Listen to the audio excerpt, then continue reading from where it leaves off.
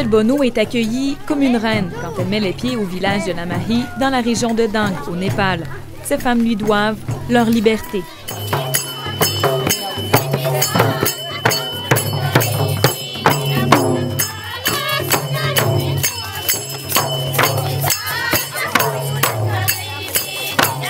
Difficile de croire que ces femmes souriantes et joyeuses étaient, il n'y a pas si longtemps, réduites à l'esclavage.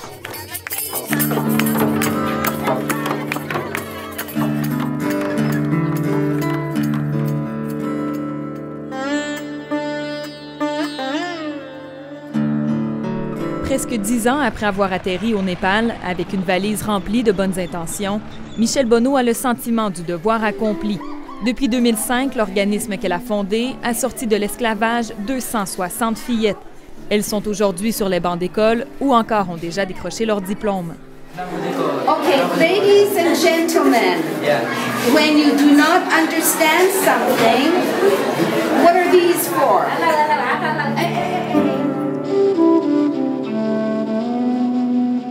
Pour moi, ça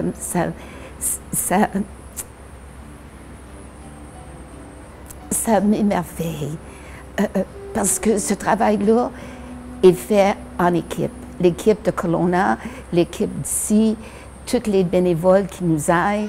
Je n'ai pas assez d'argent pour nourrir toute ma famille, alors l'école, je n'y pensais même pas. Sans l'aide d'Iwen, c'était juste impossible.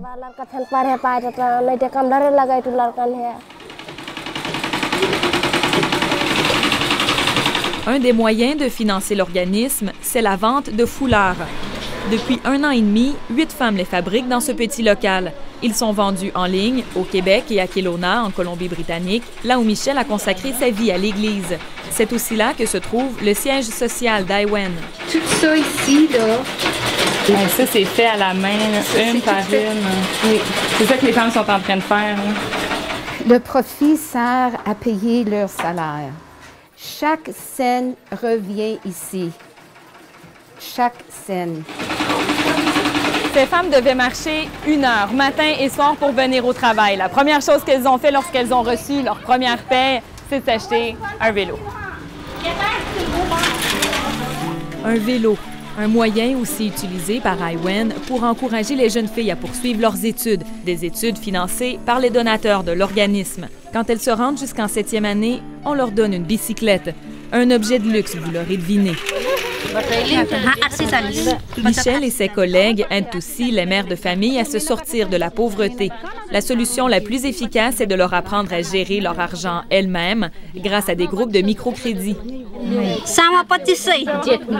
doivent se rencontrer 1 fois par mois. On a 13 groupes, 448 femmes qui travaillent ensemble, puis que les résultats, vraiment, là, pour moi, c'est miraculeux parce que ils ont commencé avec leur propre argent.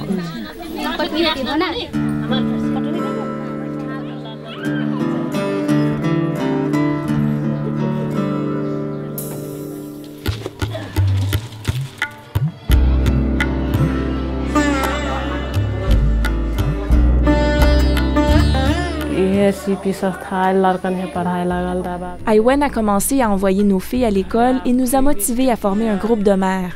Au départ, nous donnions 1 sou pour entrer dans le groupe. Après, ça a été 2 cents par mois et ainsi de suite. Et après 1 an, Iwen nous a fait don de 200 $. Nous sommes devenus plus solides. Depuis que les organisations non gouvernementales agissent dans les villages Tharu, les exemples de réussite se multiplient. Cette femme a pu se construire une toilette. Elle est la fierté de son village. C'est ce dont rêvent toutes les familles. En gérant bien son revenu, cette mère est récemment parvenue à réaliser de petites économies. Pour quelqu'un qui a envoyé ses enfants à l'esclavage, faute d'argent pour les nourrir, ces quelques sous mis de côté représentent un petit miracle.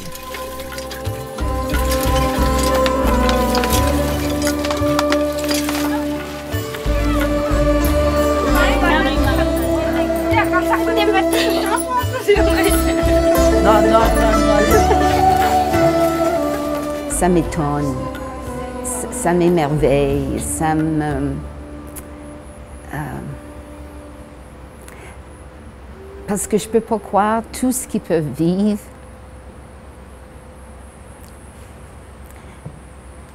dans leur vie et est capable de vivre assez heureusement, mais aussi le fait que le peu qu'on leur donne pas grand-chose. On leur donne juste une poussée.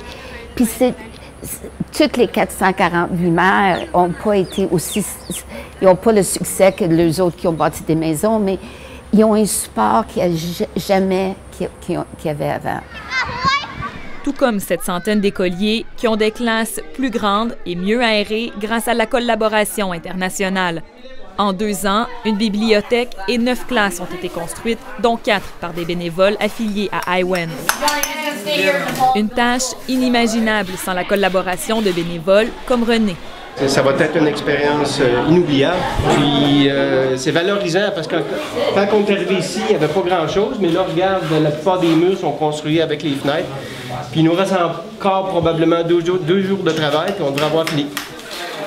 En plus de donner de leur temps, les bénévoles paient quelques milliers de dollars pour se rendre au Népal et acheter le matériel nécessaire à la construction.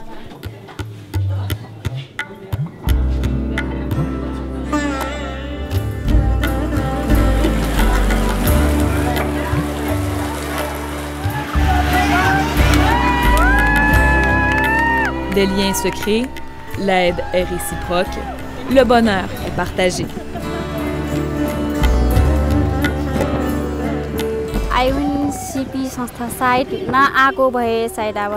Sans IWEN et CP, on retournerait 10 ans en arrière. Je n'aurais pas évité le mariage forcé et je n'aurais jamais marié l'homme que j'aime. J'ai appris que quand tu travailles fort, tu peux avoir une belle vie. Je ne savais rien de tout ça il y a 10 ans. Maintenant, j'ai le droit d'être heureuse. Je suis certaine que plus jamais je ne vais dépendre de quelqu'un d'autre. J'espère qu'un jour, IWEN aura complètement aboli le système de Kamala Harris.